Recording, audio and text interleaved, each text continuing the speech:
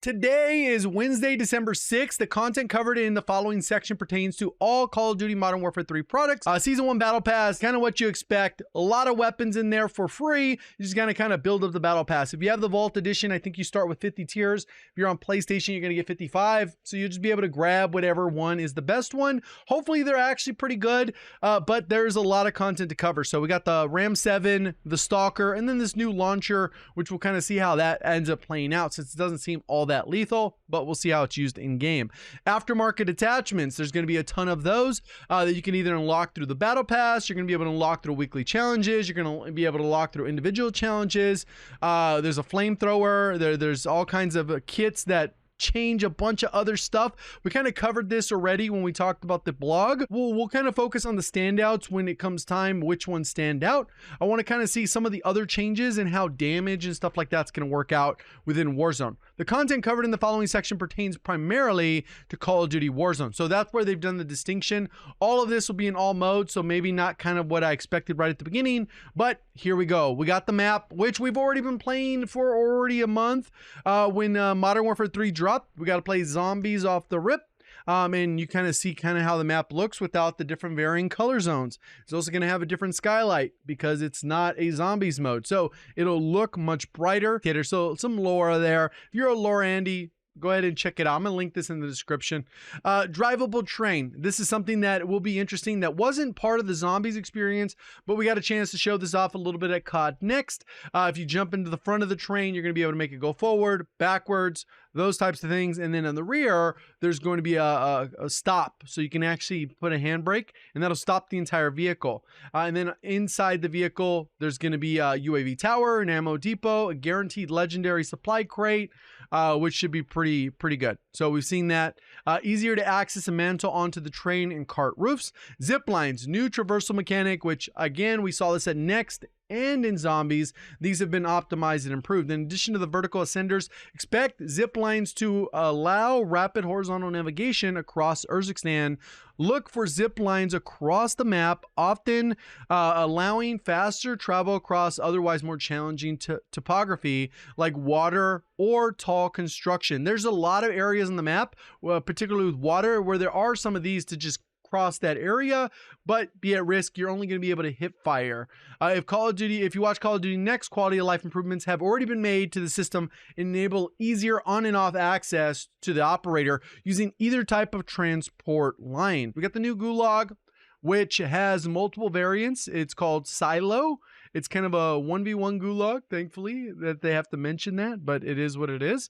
Map variants. Players now have a chance to encounter one of 3 possible Gulag map variants, so the layout will be slightly different, even though aesthetically it'll look the same. Each map variant offers 3 clear lanes, allowing for simple 1v1 gameplay. Symmetrical as well. The overall gameplay of each map variant will be similar, remain similar, but sightlines and visuals will change match to match. Public events, you get Go Again, which is get another chance if you lose your Gulag. So you lose, immediately it'll say Go Again, and you get another Gulag right away. And this is supposed to help with keeping players alive. Cash grab, more cash on the ground with larger stacks in the middle of the arena. And I think also with this one, this could cut down on those delays between gulags, because if they know that there's only one person waiting, they could actually just give the person Go Again before someone loads in, so they can get right into a gulag instead of having to wait for somebody else to die on the map. Locked and loaded, start with full armor and 2 upgraded weapons. So that'll be cool. You win that gulag, you're coming back pretty fresh. Doesn't say that those weapons will be good, but at least they'll be fully kitted. Overtime Ascender, new addition. So instead of capturing the flag, you're able to zip up out of there. But obviously it comes with risk reward. Whether or not you want to go ahead and take that Ascender or risk it, use smokes, bait it, kill the person as they're going up. You go up pretty quick. So if your aim's not great, you're going to miss and you lose. So that'll be an interesting mechanic. And then post-victory looting mechanic. So as you eliminate, you'll be able to loot around. So if there's cash, you want to see what are the weapons on the floor, tacticals, lethals, you get a quick opportunity to kind of loot around that. Battle Royale returning. This mode experience players have become ever so familiar with since Warzone's launch in 2020.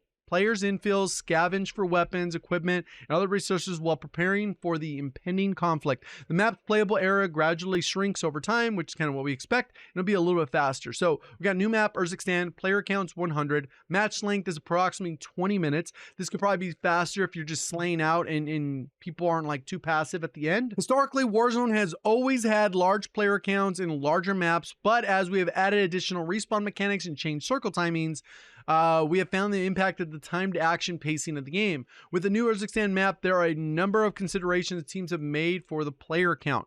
New map size is around 20% smaller than Al-Mazrah. Faster match time at 20 minutes. New gas circle timers and sizes. More second chance redeployment mechanics, unsuppressed red dots revealing engagement locations, the return of the big game bounty contracts, advanced UAV rewards, updated bounty contracts rewarding 1 UAV ping as a reward, new Gulag public event go again enabling more players to redeploy, the stability and performance of the game. There's a lot of variables that they consider, and then hopefully if people enjoy the pacing, we keep it. It's fun. It's a great mode. If it feels a little bit slow for some, maybe they add an extra 20 players or something like that. Battle Royale throughout Season 1 and more pacing changes where necessary of the future seasons. Okay, Resurgence. Resurgence is returning mode. The returning maps will be Ashika Island and Vondel. Player count on Ashika, you can kind of see the numbers there. Then Vondel is all set to 72. Urzikstan Resurgence. This is going to be limited time, so it's going to be taking place on the Arlov military, Popov Power, and then Zeravan suburbs. So you'll have those three there. Player count right around 45. So those feel a little bit low to me, considering what these are. Rotating Resurgence, so that this will mean that the map will just swap back and forth every 15 minutes, and then the new location, points of interest that'll be there. Plunder returning. It should be there day one. It's 100 players, approximately 15-minute matches, so those are a little bit faster. Urzikstan map, straightforward. Lockdown is also there, but it's going to be in season. Weapons. As many players have already experienced in MWIII offerings, dozens of new weapons to cover, 36 to be exact, plus all the new ones that have been added. A diverse range of options spanning various categories. It's important to remember that Warzone won't suddenly shift overnight to favor only DMRs and shotguns. Instead, our hope is to witness a more balanced ecosystem where additional categories such as battle rifles become viable choices thanks to new offerings of weapons. In essence, MWIII weapons aim to be user-friendly, offering versatility across the various damage ranges and maintaining a high level of mobility. While we acknowledge the importance of MWIII weapons retaining their viability, there are specific cases where further updates may be required to ensure the fair and exciting gameplay experience. That's the visual shake, the slow mobility of MWIII. Even though the mobility could be good at times, it could be pretty bad too at the same time. New weapons. These are all the MWIII weapons. This weapon, we're familiar with these. These are pretty much for people that didn't play MWIII. We got a ton of weapons. There's 36 of them. They're all going to be covered. We're going to cover the best ones mainly, right? That's just kind of how it goes with Battle Royale. So we got all those. It just kind of explains what those weapons are for anyone that just does not know. If you want to take your time reading through those, go for it. General adjustments, backup pistol quality of life, ledge hang, climbing ladder, and swimming underwater. You will get the core 45 while performing those actions, regardless of what your loadout is. Locational damage modifiers. Locational damage modifiers have been flattened to provide a more consistent time to kill. Headshot multipliers are broadly decreased, and arms now match the torso. We saw this already in MW2. Basically, your shoulders and up, it kind of gives you a more forgiving chest shot, and then you know, the limbs are straightforward. So there's a lot of these weird less damage multipliers where if you're shooting in the toe, you're going to do significantly less damage than if you shoot in the stomach. But that's not really how the balancings work, which completely changes how weapons sit. But we kind of, if we go based off MW3, if they've tuned to nothing, there's a lot of good weapons to choose from, and I did a full video covering kind of some of those. Sniper damage. Cat AMR will one shot to the head at any distance. Nice.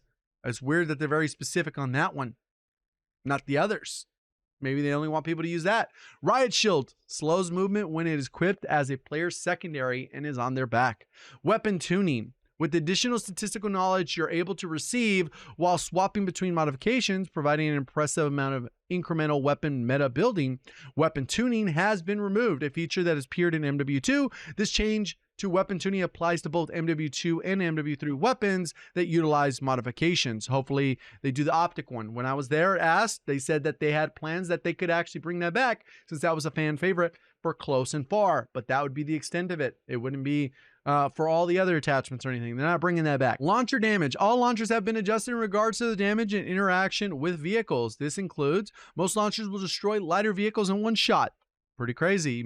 Hopefully trophy systems back are in the meta where you got to throw them on the vehicle. All modes. Now we get adjusted loot where you can actually see that. Ground and supply box. Loot found throughout the map will now include a mix of MWIII and MWIII weapons, equipment, perk package, and more. Rarity, quality of life, weapons, equipment, kill streaks, and more will now appear with the color code tooltip and value of the rarity of the item, as well as the item from the custom. So you can kind of see exactly what you're working with. A little bit clearer, looks better. We kind of see what those are. Orange, purple, blue, green, white, and then obviously what those represent and the real name. Ground spread, quality of life. Players will now notice that the loot distribution, this one's got to be done well. A revive pistol. The revive pistol has been removed from the loot pool, but may return as a future season update. Legendary audio, quality of life. I was like, huh? Guitar celebrations return when finding legendary loot because it just didn't feel right without the same iconic riffs. Okay, backpack, layout, quality of life. Adjust the backpack in-game layout. You can kind of see what it looks like there. Where it has the little gulag tokens, it has all your ammo, and then you have the other loadout part of it. Adjust the backpack in-game loadout layout. Weapons are now aligned to the right underneath, so you can see it's on this bottom right versus all the items are here to the left. And they put the gas mask on the far left here, so that when you want to take it on and off, it'll be just the one button there until we get adjusted to it. And hopefully down the road, they add a dedicated spot for the gas mask in the inventory so it doesn't take them on your backpacks. But keep in mind, you're not going to be picking up random bullets that you don't want anymore. Literally, all you get is this. And if you want an additional stack, you go out of your way to pick up an additional stack of rifle ammo, which is going to save a place spot anyways. The backpack and loadout will now navigate wrap when moving all the way around to one side. So if you just tab to the left, you'll go to the weapon. Identical kill streaks auto equip. So if you have a UAV and you have a backpack full of them, you can do UAV and then it'll auto equip, and you don't have to go to your inventory to equip it. You just do UAV, UAV, UAV, which is a huge update. Gulag and redeploy tracker, quality of life. Backpack now displays those properly. Navigation pings, quality of life. Oh, this is the Gulag entry kit. You could stow it for, and you could pick up and share it for a teammate. Before it would just be like, you already have one, you already have one. Now you can pick it up, stow it for your teammate, which is a solid upgrade. Navigation pings, the ability to ping doors with a specific yellow warning ping has been removed to alleviate frustration when trying to place a navigation ping. Kill cam pings. Players will now be able to observe all enemy pings while watching kill cams so that you know if you were live pinged or if they were just really tracking you through the wall because they had walls or a UAV, something like that. This will be live shortly after launch and will be communicated accordingly. So this isn't there right yet, but it will be hopefully by mid-season. No more wondering how did I know it was there. Yep. Buy stations, interact distance. The interact distance by buy stations within the gas has been extended to 30 meters up from 10 meters. So you can make a little bit more of a gas play if you needed to. Buy back teammates when maybe you thought, oh, it's out of the zone. No, you'll have up to 30 meters distance. So it'll sit there for a while, at least until the zone moves. Icon visibility and quality of life. When a buy station is still accessible in the gas, its icon will remain visible on the map and the TAC map. Upon being in the gas for too long, the icon will then fade away once the buy station is no longer active. The above notes apply to both stationary buys as well as deployable buys. Ooh, so they actually change that, because before they would touch the gas and it would be unusable. Now you can actually utilize them. That's a huge change that we didn't know about yet. Buy station accessibility is important. So not only do you want to be able to allow for advanced and interesting gas plays, we just want to make sure that the players know if they can execute a gas play before they attempt with the newly improved UI. Loadouts. So 15K for quads, 12.5 for trios, 10K for duos, 7,500 for solos. A little bit of an improvement there across the board. Hopefully cash is easy to come by. The purchase price will now scale based off squad size, squad outline, quality of life. The distinctive white visual design of a loadout crate from 2020 makes its return. So we're going to have visibility there. The outline refreshes when respawning, indicating that the players can use it again. Nice.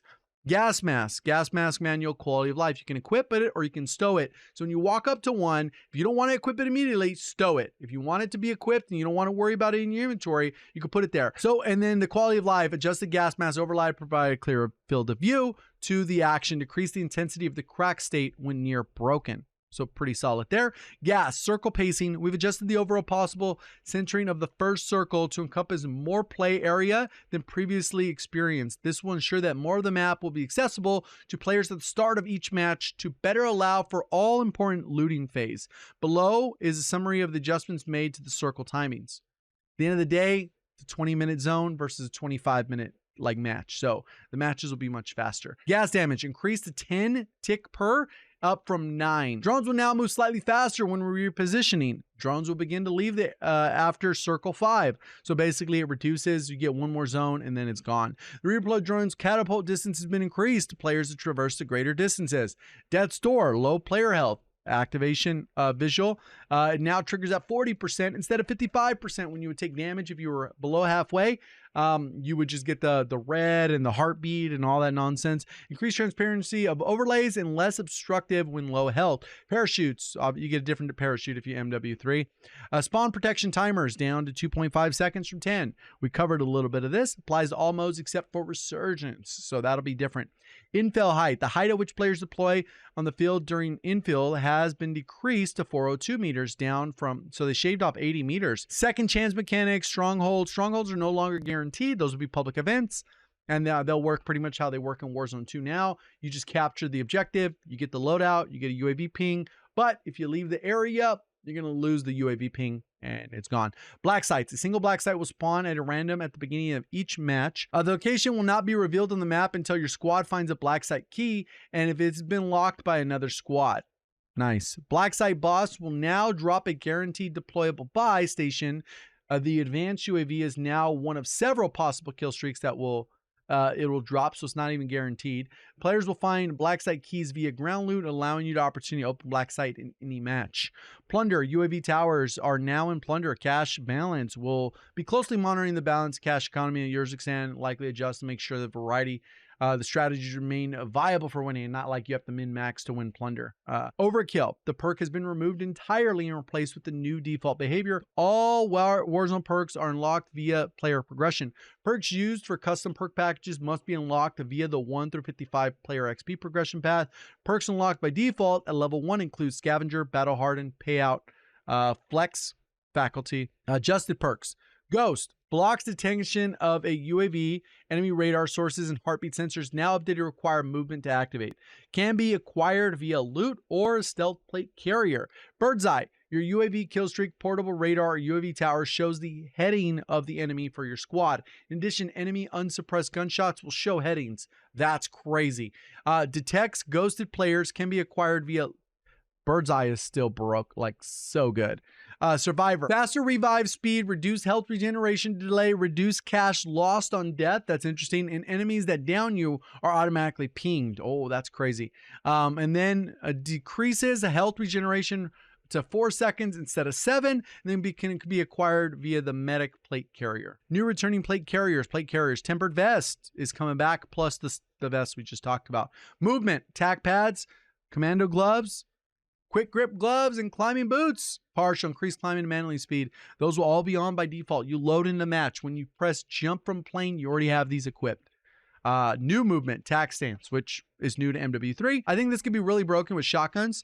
ADS while sliding. Players can now aim down sight while sliding. And improvement, players are optionally toggle tack stance while sliding. If you wanted to do that, you can make it so you are tack stance instead of ADS if you prefer the other way. But then you'd be in tack stance. So I don't know. Hopefully they fixed a bug where if you switch to tack stance, it doesn't make you go default when you get out of a vehicle. Adjusted movement, jump change, jump higher, faster, and jump ADS quicker. Reduce the slowdown when landing from the first jump and reduce the sprint out delay after jumping. Those all sound great. Players can cancel a slide by jumping and sprinting and crouching again. Does not reset tactical sprint. Briefly pauses stamina regeneration. Slide distance. The distance player travels slide is now impacted by the incline of the surface. Returning contracts, big game bounty, scavenger. We were kind of ready for those. General improvement activity, laptop quality of life, where players will now just be able to interact with it really fast instead of doing the phone and doing the weird animation, right? That makes you super fast. Updated contract spawning, new icon quality of life, adjusted contracts. Like we mentioned earlier, bounties give you a UAV ping, intel contracts speed at which the point is captured now increases with additional players, and most wanted contracts, when they're completed, they give you a gulag entry kit. And if you kill someone who has the most wanted, this thing will still drop, so you'll still be able to utilize these to get a gulag entry kit. Signals Intelligent contract, Vondo exclusive. Public events, we got the restock, the flyby where it can drop 5 to 6 drones carrying buy stations, strongholds, what we're used to. Pretty straightforward. Adjusted public events fire sale, 50% up from 30%, just easier math. Adjusted equipment, drill charge, claymores, max damage reduced, reduced on both. Frags reduced, Semtex reduced, thermites reduced. Tactical equipment, smokes reduced from 9 seconds down to 7. Stims now grant a slight boost when you activate them, 7% movement. Experimental gas now continuous damage, deals 5 damage per second, 3 damage to those with resistance to gas damage. That's with the perk. And obviously if it gas mask, it'll counter that. Shock stick damage 8 per tick from 6. The radius is, so they've kind of nerfed some of the lethals and tacticals, and then I'm sure they'll improve them. Battle Rage now mitigates 10% of damage taken while under the effects, so it's not doing the regen portion. Can be canceled early by taking damage, so you can use it immediately. Then once you get into the gunfight, you're going to take 10% less damage, which could add an extra shot to kill. Flash grenades now only flash targets looking at the device, which is cool. Heartbeat sensor now categorized as a field upgrade. Pulses every 2.5 seconds, down from 3, so it's faster. And then the range increased to 55 meters from 49. So it's going to be as powerful as it was, and maybe even better than it was in the original Warzone. It's a field upgrade, so you're going to have limited usage, and you won't be able to just, you know, and you might find other field upgrades that you find more important. Portal radar got boosted, it got doubled. Armor and munition box delay on equipment boxes has been removed. Pretty solid stuff. The Guardian's going to be there. It lasts 50 seconds. The mosquito drone hovers in the area before descending. That's kind of crazy. Will show up on the map with an icon. It can be shot down. Nice. Thank you. Vehicles, we get a new Coyote. Vehicles input delay when, you know, accelerating when you jump in. It's been sped up by half. Helicopter collision damage profile on helicopters has been updated to better reflect the perceived collision while close to other objects. Sometimes you just blow up and you're like, what the heck happened? All right, so I'm kind of gassed to get into it. We're gonna be live streaming today, checking stuff out. If you want to check it out live, feel free to check the link in the top description. See you guys in the next one. Thank you for watching. As always, have a great day.